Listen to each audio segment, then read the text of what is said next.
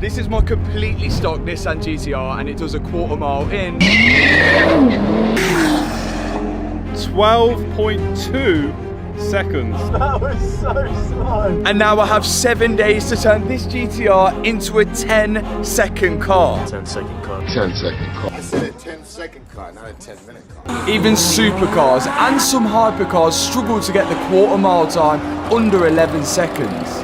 And now I've got to carry out a series of modifications, engines out, and fixes. It's oil. It's oil. To bring down the quarter mile time of my Nissan GTR that I've just rebuilt. And I've only got 7 days to do it. So I can't actually launch the car at the minute. To launch it, I've got to turn the ESC off. And when I hold this down, it does nothing because we still have an ABS fault on the dashboard as well. And that's to do with some kind of coding issue. So not only have we got to fix that, we've also got to make it faster because the launch control isn't going to buy us 2 seconds. It maybe buys 2/10 of a second. No matter what we did on that day, we couldn't get the quarter mile under 12 seconds. Come on! And that's all it's got. I think that's all it's got. So we're consistently doing around 12.2. There's no improving that. I think we're going to need some more power. Everything here from Litchfield should give us the ingredients to make a 10-second car, hopefully. So, we need more power. We need more noise. We need more air and we need more fuel. Litchfield have told us with these parts and to fit them, we've got to take the engine out. Oh, you're having a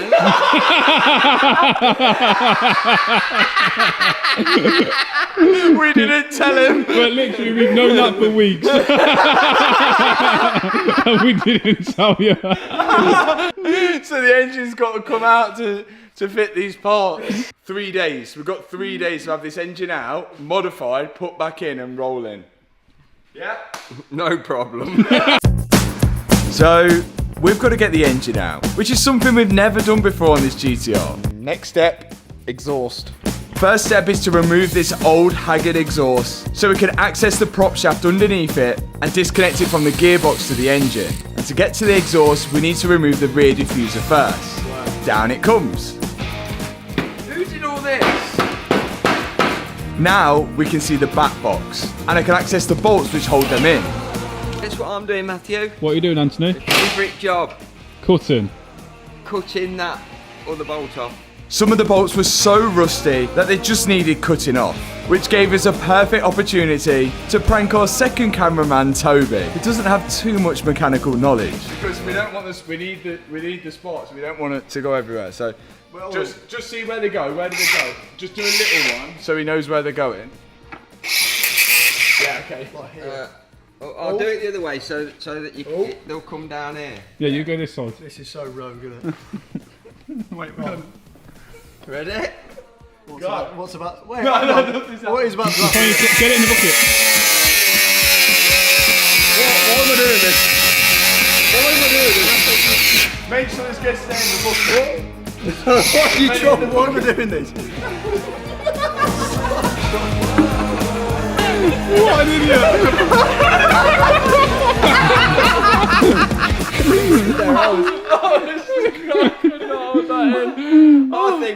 I think you did a really good job there, but not many escaped that bucket. Okay, enough messing around. Let's get this exhaust off. I'm undoing the bolts which hold the hangers of the exhaust to the car, and then we can lower it down. Yeah! Once we've got the back half of the exhaust out the way, I can work my way at getting off the front side of the exhaust as well. Easy enough done. Now we can access the prop shaft. And there's 2 on this GTR. The gearbox sits at the back of the engine, so there's one prop shaft which sends the drive from the engine to the rear diff, and another prop for the front wheels, which sends power from the back of the gearbox to the front differential, I believe. Both of these have got to be disconnected to allow the engine to come down without the gearbox attached to it. There's 4 bolts holding in one, and then we can slide that out of the way. Then there's 4 bolts holding in the other one, and we can separate the other one from the middle as well, which is what I'm doing now. And that's both of them out of the way. Then we spotted some coolant lines running to the back of the gearbox. Oh, look, it's going to the gearbox. Is that going to be a problem with lowering it down? Only if you leave it connected. So there's another thing we need to disconnect. The coolant feed and the coolant return pipe to what seems to be a gearbox cooler. And once we've disconnected them, we can leave that coolant to drain out. And whilst we was underneath the car, we thought it was the best time to disconnect the steering column from the steering rack using this one single pinch bolt. And that is all done underneath. Next step, we're going to take the bumper off so we can access all the coolant hoses and oil at the front of the car. This front bumper and this front splitter is one huge piece which sort of works its way underneath the car. So we undo the bolts from underneath, then a couple bolts each side into the wing, a few clips on top, and then we can pull the bumper out of the way. Bumper is off. We can just see the charge cooler in there, and we will be replacing that. Now we've got to disconnect all the wiring, get all the fluids out, and drop the engine out. Let's go. It's time for the GTR's V6 engine to be removed. First things first, let's disconnect the battery. Something we probably should have done earlier. But whilst my dad's doing that, I'm disconnecting the induction pipes. Hey! The goal here is just to disconnect everything which is connected to the engine, which will be staying on the car. And these air boxes will be removed and definitely replaced to get some more power. But we'll get on to that. Now, it's time for the coolant hoses to come off. So the whole engine loom, all the wiring, runs around the top of the engine, through the bulkhead, down along, down the battery, and then the ECU for the engine is underneath here. So we've got to take off a lot of this dash to get to all of the engine wiring loom. We're disconnecting the wiring harness from the engine's computer because this is a way quicker way than disconnecting all the electrical plugs of everything electrical in the engine bay. But to get to the engine ECU, I've got to strip half of the passenger side interior apart because it's hidden just behind the glove box. Right, there is the engine ECU, just here in this casing. So all the plugs are here. So I think if we disconnect this, and then we should be able to pull it through into the engine bay. But there's a lot of disconnecting we've got to do. You can see here all the plugs which go into the engine ECU, and a few extras as well. And once I've disconnected all of them, I can slide the wiring around the back of it and push it through the bulkhead at the top here. And on the other side, my dad's going to be pulling it out. Yay! Now all I've got to do is make sure that all of that wiring is clear and can come out with the engine. So we're just pulling it off any clips that it might be attached to. Then we're going back underneath the car to disconnect some more stuff. There's an oil cooler. Turns out there's an oil cooler at the front of the car for the engine oil. So we've got to disconnect the feed pipe and the return pipe to that, which look pretty rusty. But with a bit of WD-40, we got the thing loose and we got both the pipes out of the way. And a lot of the oil drained as well. Okay, now all of this, including the brake and everything, is all going to come down with the engine. But this wishbone at the top is going to stay on. So that means we need to undo this def bolt and separate it from the one another. Luckily, this pinch bolt was nice and easy to remove. Yeah. Oh! Now the wheel hub, the suspension strut and the brake calipers can all come down with the engine. But anything electrical won't. Like this ABS sensor, we don't want to be breaking that. There's just a 10mm holding it in and then we can wiggle it out of the wheel hub. And once that's removed, the only thing holding it in now is the bolts on the bottom subframe, which is next up. I'm loosening off all 6 bolts which hold it in place and leaving them on the last little bit of the threads. That way, when we lower the engine down, we can rest the subframe on some axle stands, and once it's nice and secure, we can undo the top mount bolts of the suspension and then finally go back to those subframe bolts and take them completely out. And the whole engine and suspension should sit nicely onto those axle stands. Up it goes.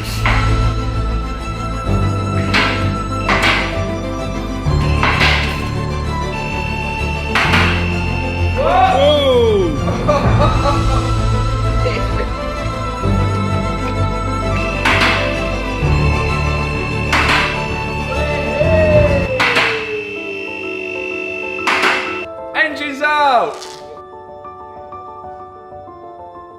And that was job done for day 2.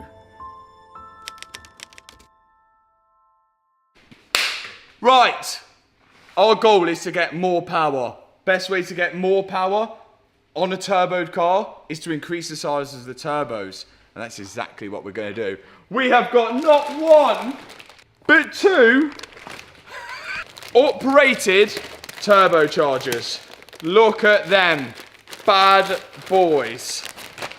Most of you will know how this works, but let me try and explain it for people that don't. On an engine with a turbocharger, when the exhaust gas is released, it passes through the hot side of the turbo, spinning the propeller inside of it. And as the propeller is spinning on the inside of it, it's also spinning the cold side of the turbo, which is compressing cold air into the inlet side of the engine, naturally giving you more power, because the more air we have going into the engine, the more fuel we do too. So we get a bigger explosion, which in turn gives us more power. So naturally, if we increase the size of the turbo on the engine, we should be increasing the amount of air that gets pushed into it, giving us more power, which is what we want.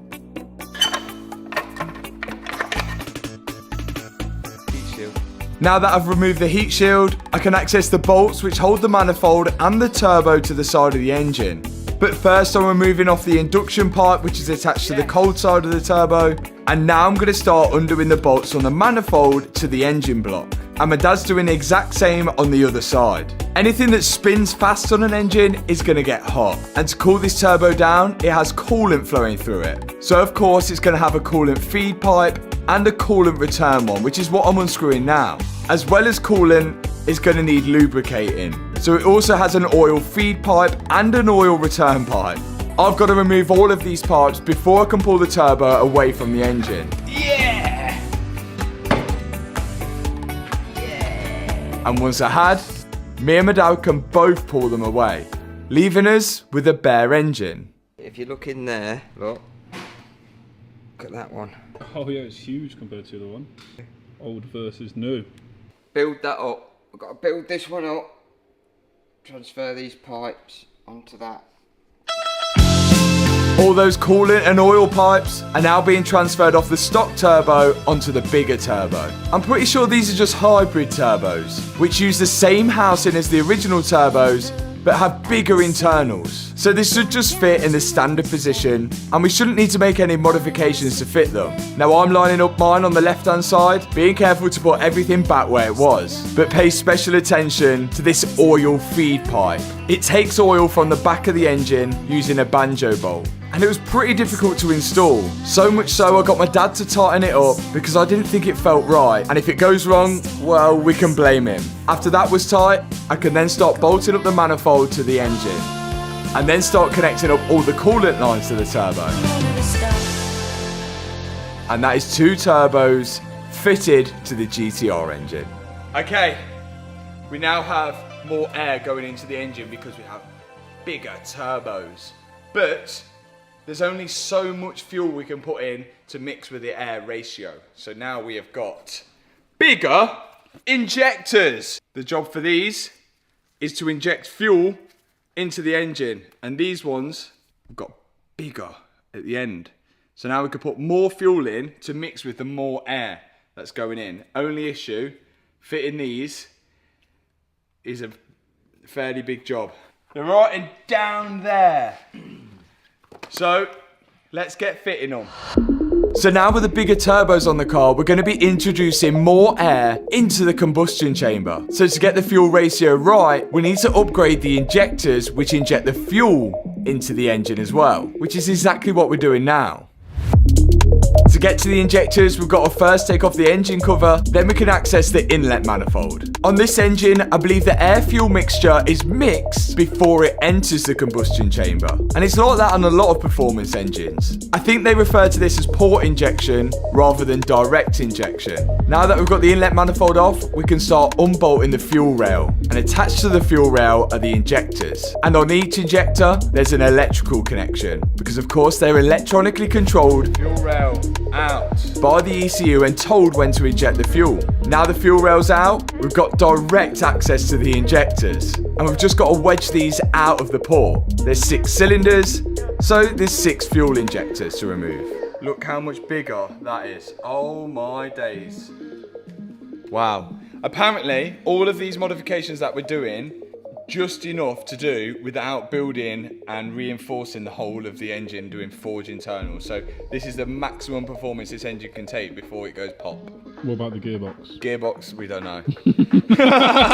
Before the injectors go back in, we don't want to damage the seals, so we're putting a little bit of lubricant around them and then they just push into place. We need to be 100% sure that they do go into place though, because any leaky injector could cause a fire. We don't want fuel spurting around the engine bay. But with all 6 in and the inlet manifold back in place, successful job. More fuel added, more air added. Now, to get rid of that more fuel and more air, our standard exhaust is so restrictive. So we need to make sure that the engine can breathe now, like taking a potato out of your mouth when you're trying to run a marathon, innit? Because before it'd be like, potato in your mouth, take your potato out, you can breathe. And that's what we've got a solution for. Welcome the new exhaust. Here's the Litchfield upgraded exhaust. There's less restrictions in it, and it's also wider. It's going to help the engine breathe a lot better. And this is going to be way easier to install whilst we've got the engine out. We've got 2 downpipes, 1 on each side connected to the new turbos. And then we need to install the lambda sensors. 1 closer to the turbo, and 1 further down the pipe. These sensors tell the computer in the car how well the fuel is burning in the combustion chamber, so it's pretty vital when it comes to tuning. Another thing we want to change are these hoses. Because these hoses are all ribbed, they don't necessarily flow air the best. So we're going to be taking them off and replacing them for nice smooth silicone hoses instead, which is going to be way better for airflow. And what we do on the bottom on the engine, we're going to repeat on the top and on the other side as well. And that's a lot of the inlet hoses upgraded already. Woo! Hoses on, exhaust on, turbo on, injectors on, engine in. Because the engine stayed in the exact same place, we should just be able to lower the car down and it should slide in as easy as that. Once we've got it back into the engine bay, I've just got to go underneath and put the bolts in for the subframe. And once all 6 bolts are in for that, we then should be able to lift the car back up and then the engine is back in to its original spot. With all the upgrades, of course. Engine is in and we are on Thursday, Friday, Saturday today, day 3. To make this engine work better, faster, and to accompany our modifications that we've already done, we of course need an induction kit, bigger air intakes, and along with that induction kit, we also need to cool down that air because cooler air is more power because cooler air is denser, there's more of it going in the engine. So what we think is going to improve it, well what Litchfield know is going to improve it, this is an intercooler down here. And this is what the air passes through before it goes into the engine. So the cooler we can get that intercooler, and the more air it goes onto that intercooler, the cooler the air is going to be when it goes in. So of course we're going to make it bigger and better. But to do so, we've got to take it all off first, and then we're going to show you the new one. Let's go. What he said.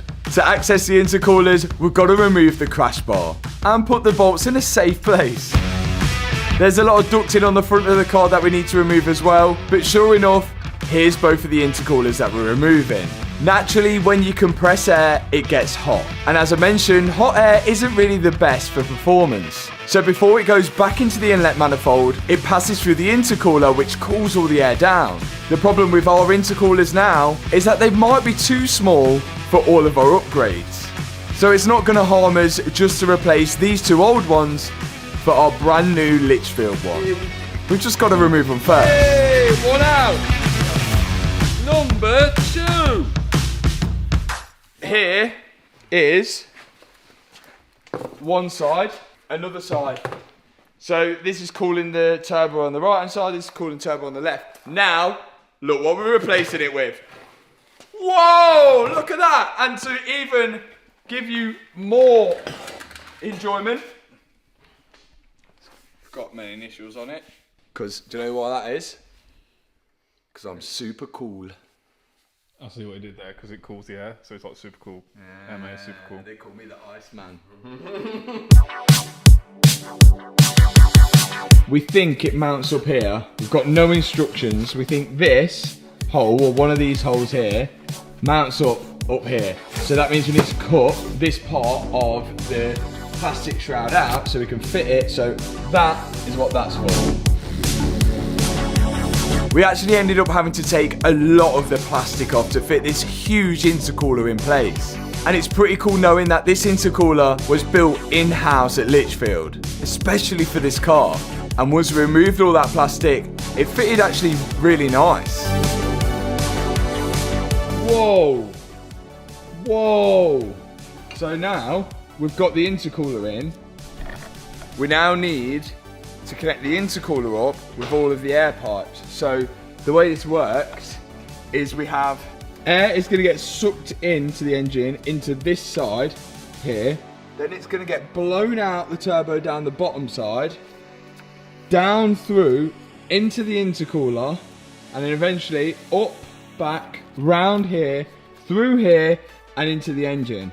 That's the route it's going to take. We just need to now build up a load of pipes and new induction kit to fit that all in. And that's exactly what we've got here. An induction kit from Litchfield. We've just got to figure out where all the pipes route, which all of us are having a go at now. Okay. This hose here, we usually link up with the blow-off valve thing, but I don't really understand blow-off valves that much, but we're blocking it off. So this now is going to go on. Look at that, that looks wild funny. It looks like a Diglett, you know, the Pokemon. This hose then caps off the pipe to the blow-off valve.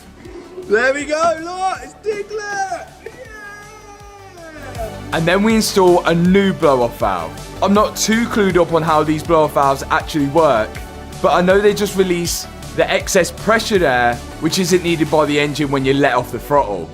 And they make a cool noise. We've got new ones each side now. And last but not least, the new air filters, which sit next to the intercooler at the front of the car now, which should get some decent airflow.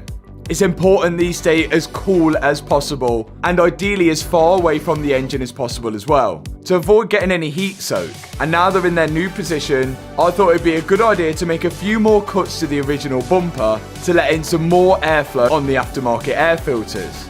And then we can begin to reinstall it all.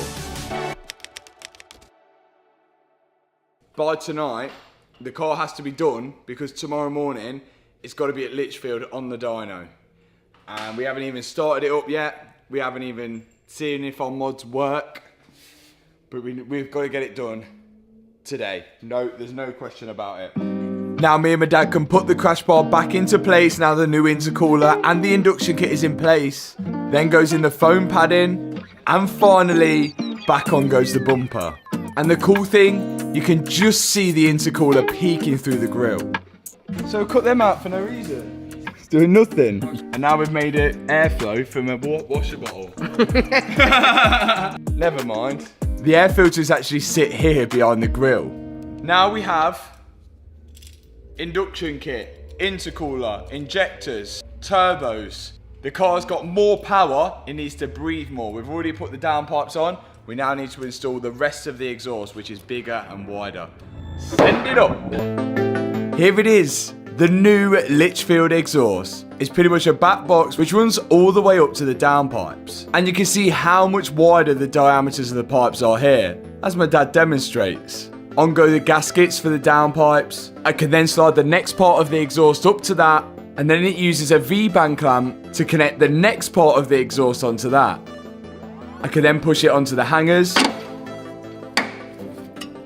And finally, on goes the back box. And to hold the back box in place, the hangers slide back onto the studs. Then we've just got to tighten everything down. And I was actually really impressed on how this Litchfield exhaust fitted. It was the one exhaust that we haven't had to jig around and move to sit straight or to adjust it from hitting any panels or the underneath of the car. And it even used the stock exhaust tips as well. So from behind it looks completely OEM. Once that's all in place, I can then put back on the rear diffuser, bolt that all up, then position the exhaust tips into place, and that is job done for the exhaust.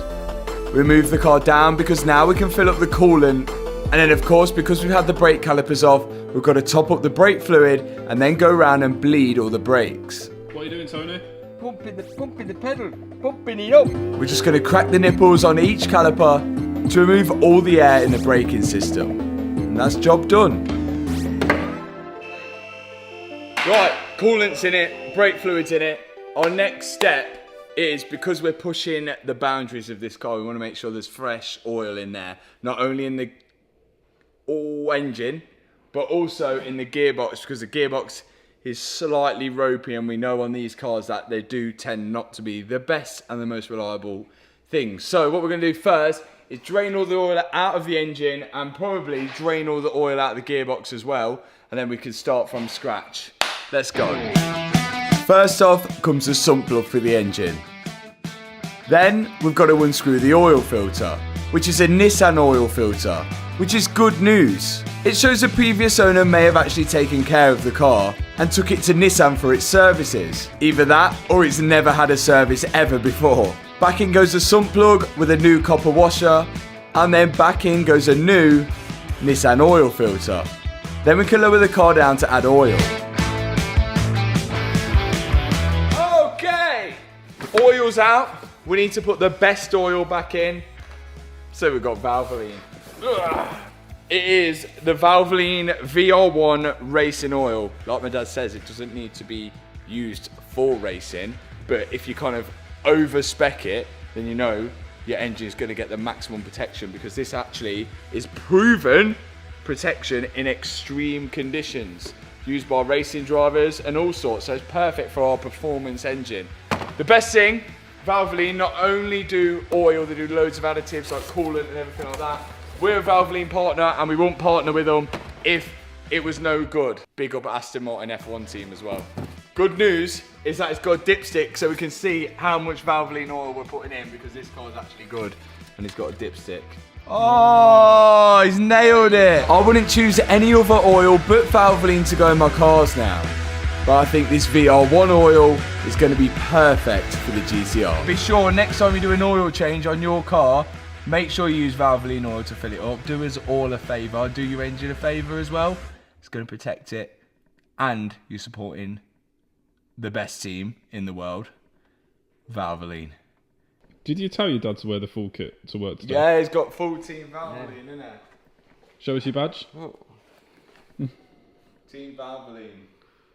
look at that. I'll be on every Instagram page in the world now. Okay, next thing that's going to need oil and fluids is the gearbox. And the gearbox on this car is all the way at the back for balance. We want 50-50 weight distribution. This is a finicky gearbox. It's quite old-fashioned and it's quite clunky. The reason why we think it probably had and went to Copart was because of this gearbox. Had a transmission fault. And I will tell you, that transmission fault has been coming back every so often when I've been absolutely giving it some.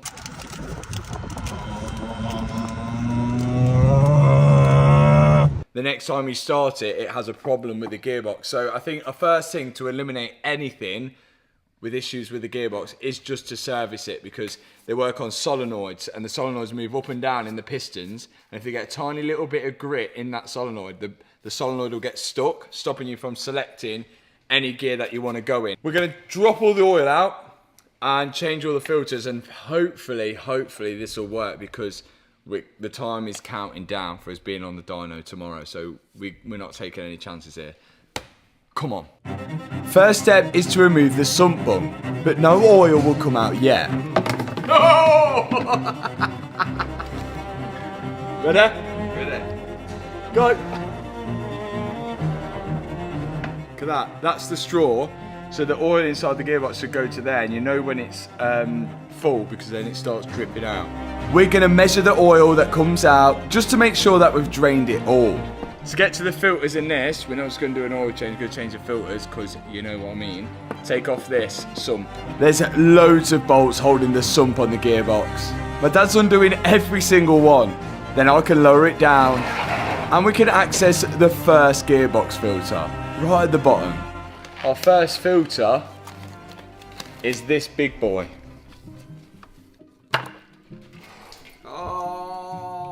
Once that filter's out the way, we can access another one. I'm not too sure what each one are for, but I can tell this one has probably never been changed. It is filthy. And here's the new one from Nissan. And the funny thing is, these are pretty much the only things you can buy for the gearbox from Nissan. You can't even buy a clutch from there. If you need anything else for your gearbox, new gasket, any internal sensors, or those solenoids I was talking about, then you have to buy a new gearbox. But there are companies which have made solutions for that and have made aftermarket parts. But again, they're not cheap. Right, now, to fill it up, use a fill plug at the back.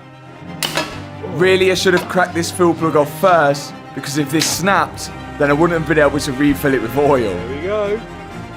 So the technique is to fill oil through that until it starts coming out of here, and it's meant to be one drip every second. So one.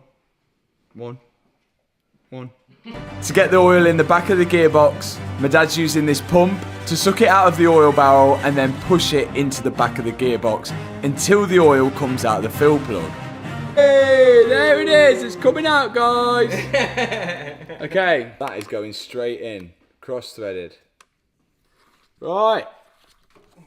Hey, hopefully that fixes our gearbox issue and gives us all the power we need. But we're not done yet. To the top of the car. Right, is it behind here, Matthew? It is. Just pull it up. No, there's a little lever. Underneath there. There you go. Is that it? That's it. Wow. This is the final piece of the puzzle. And hopefully all together it will give us that 10-second quarter mile that we've been hoping for. What I'm trying to access here are the fuel pumps. Now that we've got bigger injectors on, we're going to need some more powerful fuel pumps to push the fuel through those injectors. And the two fuel pumps sit inside the fuel tank. In fact, they sit inside this little mechanism that I'm removing now. Right, so this, I figured out, this is to tell you whether you've got full tank or no full tank.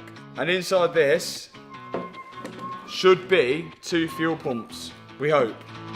We only know this from watching videos online, because as I mentioned at the start of the video, we've never done this type of work on a GTR ever before. So we're learning as we go along. We've got to split this casing open, and now we can see both the filters and the fuel pumps inside. Yeah. There we go.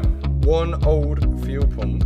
And we're going to be taking out the old one and replacing them with uprated fuel pumps, which allow us to run E85 if we wanted to, providing the car's tuned to do so.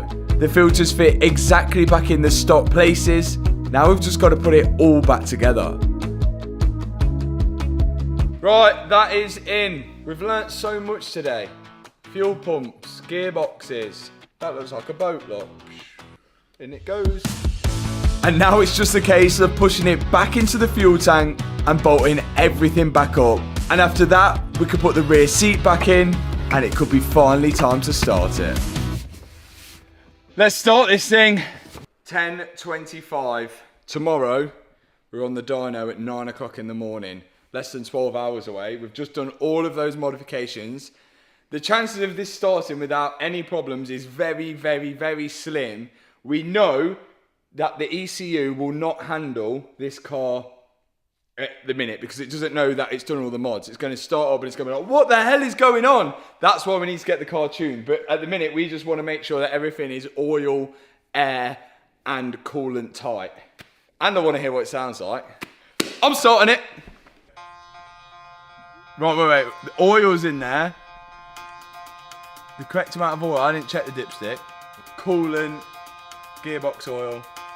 And my back wheels are off the floor. Okay, just in case.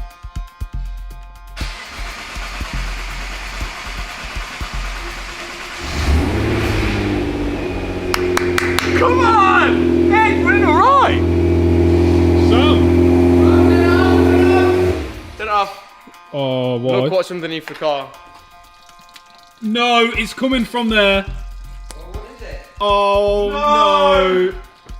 You're joking! Oh, Oil. It's oil. It's oil. Engine oil. That's oil.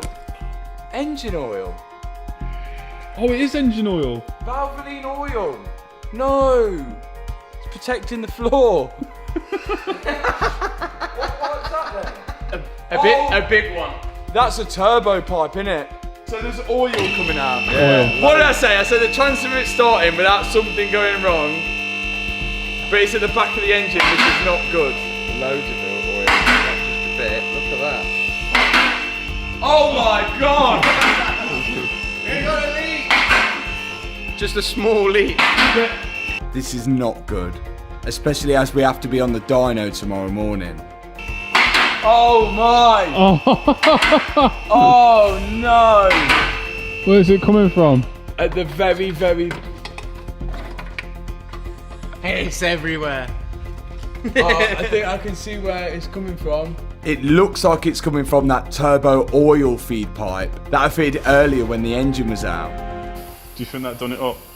Yeah, it did go up. Yeah? Enough to stop it leaking? We'll see in a minute. I don't think, like, you know the way that was pouring out, that's like, it's not even on. Just to make sure it was that pipe, I was going to get back in the car and start it whilst the guys were underneath looking for the leak. Got your safety goggles on? Safety goggles in case I get splattered with oil. Yeah, moment of truth.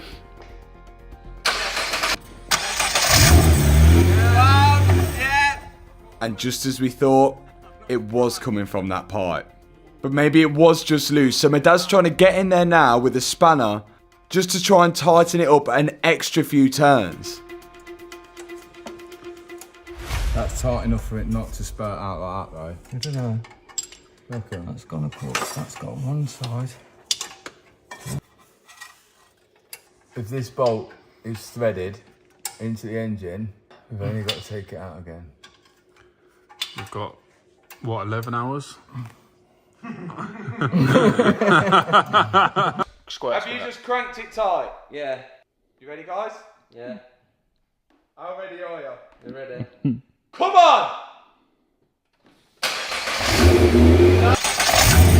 No! It might be the copper washer, you know. This was not good.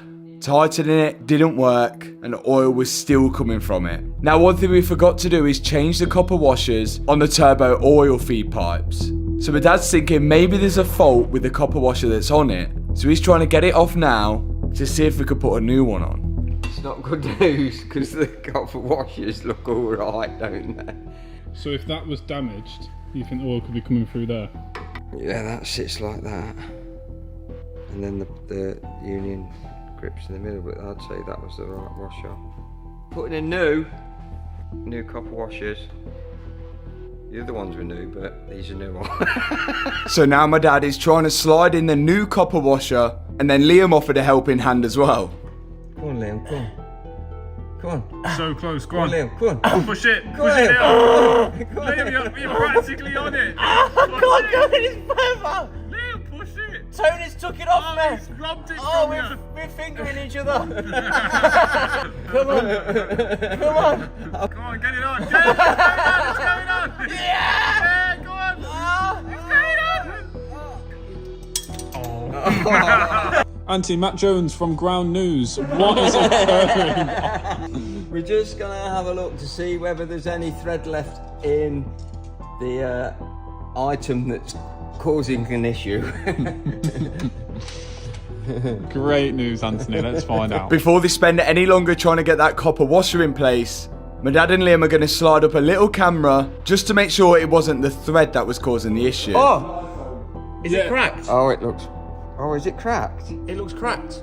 No. Yeah, it is. It's cracked. Oh, I can see it from here now. Look Yeah. at that. It's cracked. Oh, It's cracked. What do you mean? Oh, I can see Yeah, that now. that's Looking at cracked. that, it's cracked. Joking. No, No. no. That's not good news, Matt.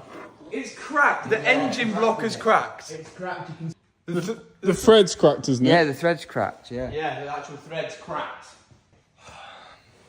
Looks like you're ringing Litchfield. Looks like the engine's coming out. How are we going to fix that? I don't know what that is. Is that part of the head? It might be a replaceable part, but until you get that engine out, you ain't gonna know. Oh, But if it's... oh, that's really bad. Thread very bad.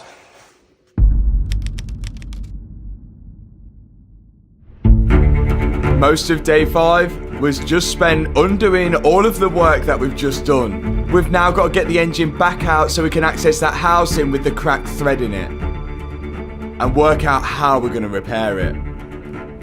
Right, let's have a look at our culprit. Oh yeah, me and Liam never actually got it back in. That's not even part of the engine. That's a separate bit. Look, it bolts on up there. Just here. I reckon if we take this off, we can probably get a better look at it.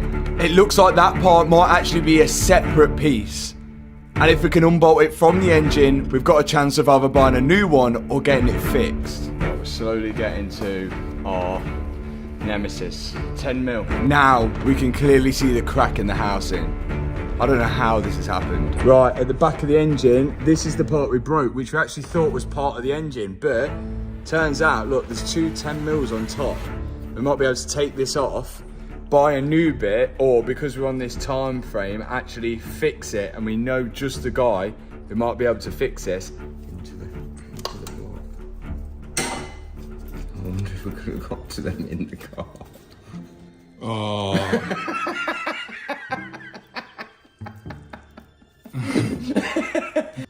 Oh, separate.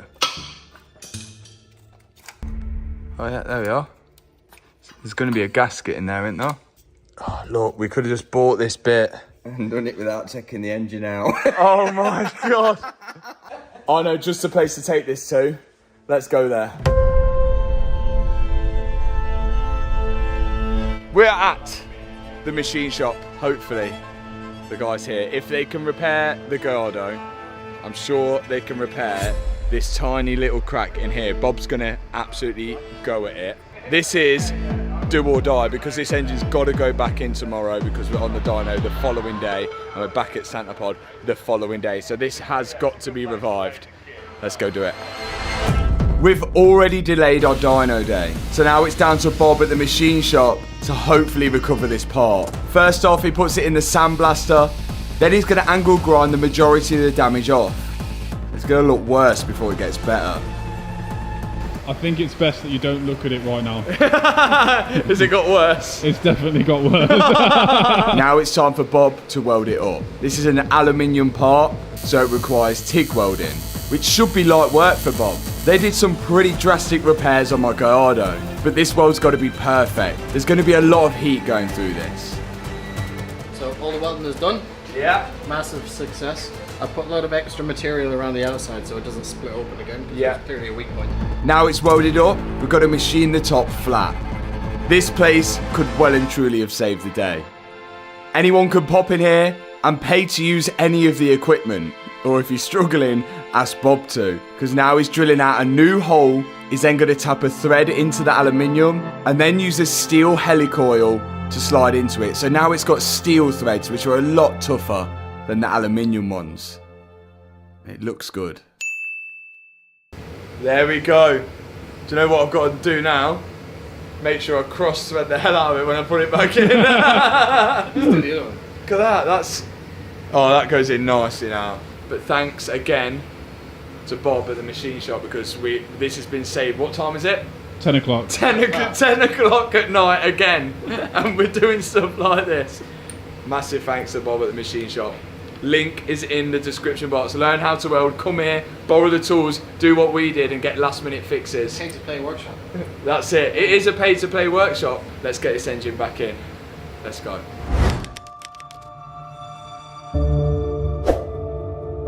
The pressure's on now to get this engine back in, see if all our modifications have worked, and get this car on the dyno. If I want to get this 10-second quarter mile, this fitting has got to work. And we won't really know until we get the engine back in, all bolted up and then started again. Have you got your fingers crossed? No, I don't need to have them crossed. You think it's worked? Yeah. It's gonna work. Ready? Yeah. Hannah's starting it. If it doesn't work, I don't know what we're gonna do. Moment of truth. Yeah.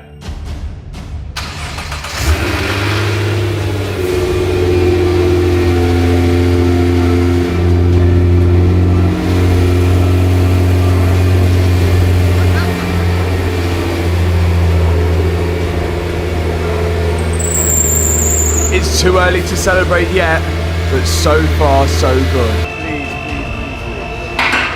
Let's check underneath. Yes. Hannah, give it a little rev. And again.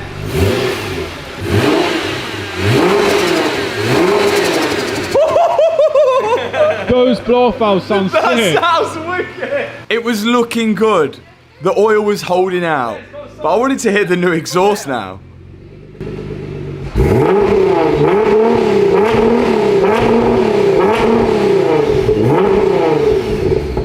Yeah, I like that. That sounds really good.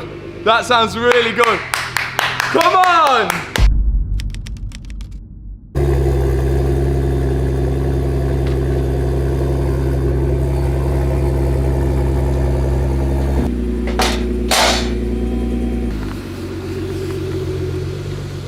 We made it to Lichfield. The GTR made it to Lichfield, and we're clearly in the right place because there is literally GTRs absolutely everywhere. Although, that might be a bad sign. So we've got loads of things to do. They're going to do health check, wheel alignment, and most importantly, the tune, which is what we need to get this car doing the 10-second quarter mile. How fast we're going to get it after the turbo upgrades and the injector stuff, I don't know, but we're about to find out. Let's get it in the workshop. Finally, we've made it. But we're not across the line just yet. Firstly, my GTR is going to go in, and the guys at Lichfield are going to give it a health check. They need to make sure everything that we've done to the car is safe before it goes on the dyno. So far, we're looking good. But we also need to solve why we have that ABS and traction control light on the dash, which I thought was due to a calibration issue. But when the guys tried to calibrate the ABS pump here, they said it wasn't working. There was a problem with the pump.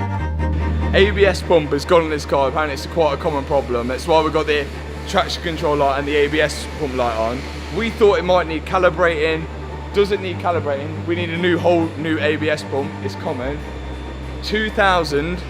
£328 plus the VAT. Plus that. We need it though. There's nothing we can do. Yeah, it looks like we're fitting that. But with this, we'll have traction control, we'll have launch control, we'll have ABS, which is pretty important. You can refurb the original ones, but for quickness today. Yeah. We're on quarter mile tomorrow, so that one's going on. But it's got like a Japanese symbol on it. What do you think that means? It means rip off. £2,300 down, but we need it. The ABS pump is located here, so it's quite accessible. And the guys say they change a lot, and it's a fairly quick job. They've got to loosen off all the brake lines which go to the ABS pump, and then they can remove it. There's nothing special about our new one, other than the fact that it's going to work. We've just got to reinstall it back into place. And after that, the guys will use their Mr. Push, which is going to push brake pressure through the braking system so they can go to each corner of the car and crack off the bleed nipples to bleed the brakes. Just bleed the system manually. Yeah. And now we're going to plug the computer in and do the ABS calibration for the pump. Perfect. And hopefully after this calibration, we should have no warning lights.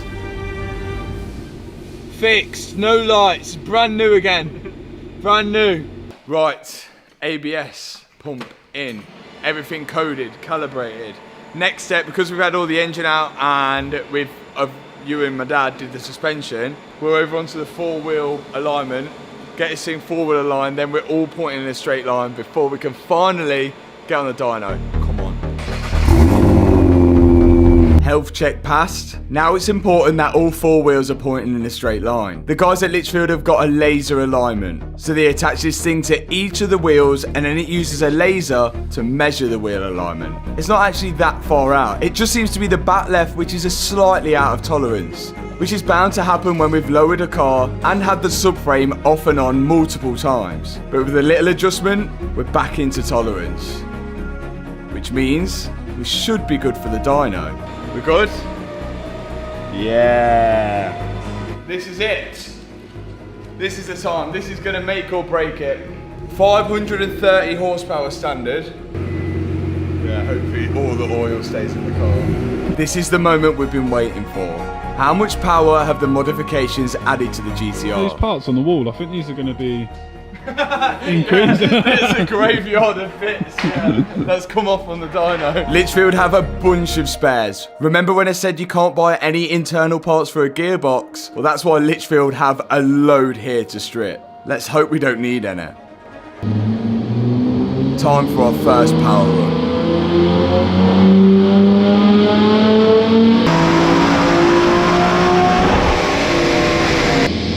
Whoa! Did you see that? We got good flames. Did you? Yeah, good flames. 637 brake.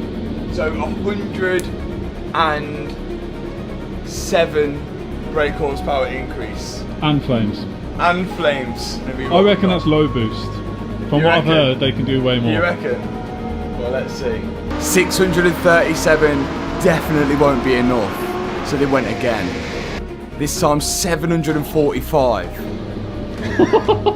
What did he just do? Oh my days! 745! And they went again.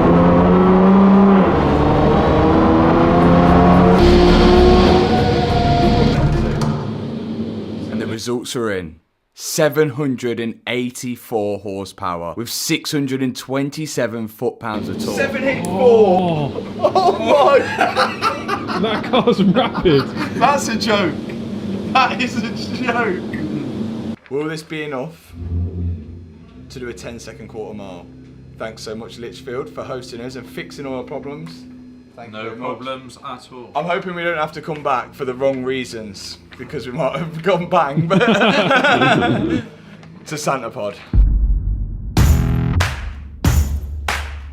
Santapod Raceway, the home of UK drag racing. This quarter mile track has hosted some insane cars, and now it's about to host my GTR. Here we are back at Santapod, the place we started. To get redemption, we need to get under 11 seconds on this quarter mile, but there is one problem. We literally haven't ate for like 7 days. Well, luckily, I brought some Y food, a perfect meal replacement drink. Now this is going to solve one problem, but there is a slight issue with the transmission, and it's to do with the clutches. There's two clutches inside this Nissan GTR, clutch A and clutch B. Clutch A does all the odd number gears, 1, 3 and 5, and clutch B does even number gears, 2, 4 and 6. And apparently the pressure on clutch 2, 4 and 6, clutch B, is losing pressure, and it's not doing so great. That's why we trailered the car here and we haven't drove it since having the car tuned. So I don't even know how this car feels or what it's like. So we are going to take it up the strip just now to see what it's like, but we need to use the launch control sparingly because it definitely needs a new clutch. Which would explain the transmission fault light every time I turn the car back on after a hard drive. And with the new power, I don't think it's going to help it. We were just gonna have a little. We're just gonna have a little go. We're not gonna launch. We're not gonna launch. Okay.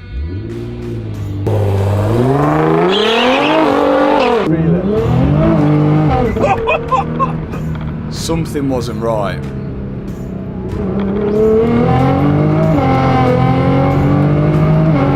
You can hear the clutch slipping here. Oh no!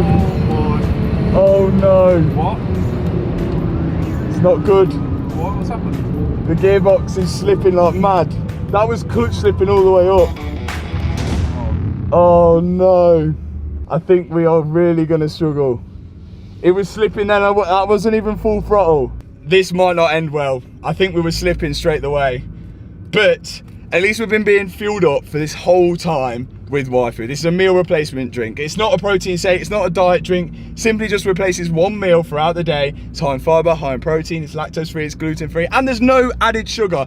34 grams of protein is in one of these, and it replaces one meal throughout the day. So whether you have it for lunch, dinner, breakfast, we're gonna be having it today. And it looks like we're gonna be having it for time being whilst we're changing this clutch, but we're gonna have to try it anyway.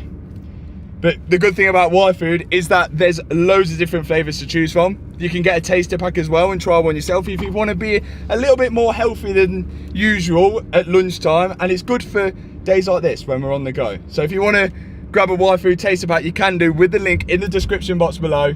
And there's a discount code appearing on the screen right now where you can get a discount on that taster pack and thank me later when you're feeling a lot better for having a Y Food at lunchtime rather than your fast food.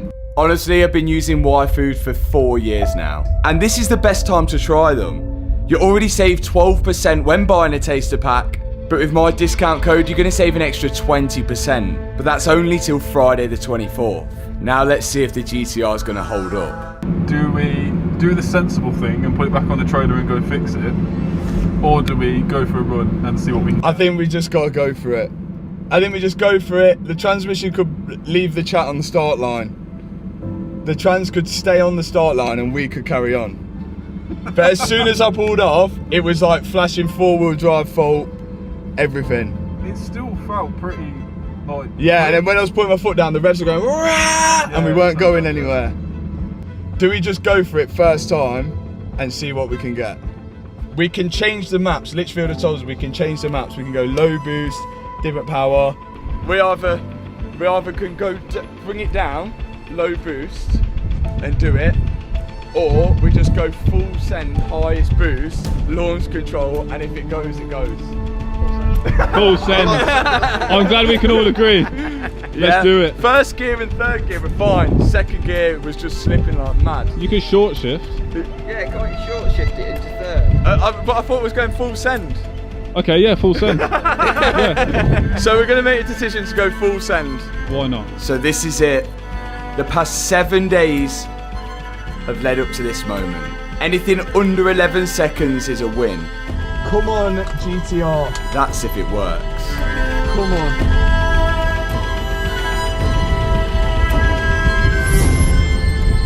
I'm so scared. I'm so scared.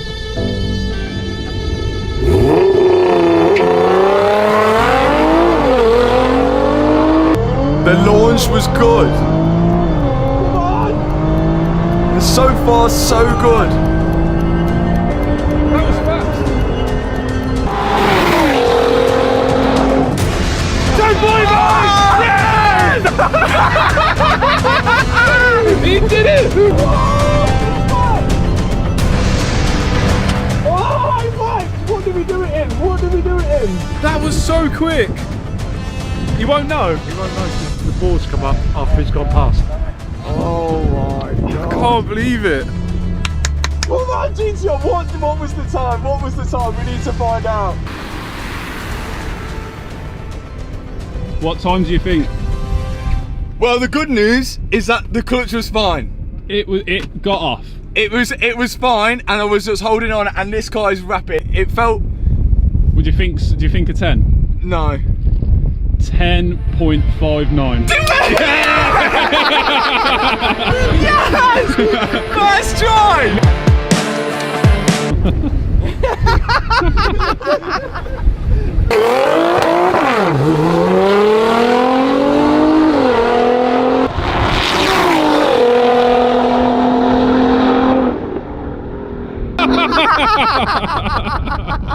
You can see the tape coming off it. Like a drug that I just can't deny, giving me the best high.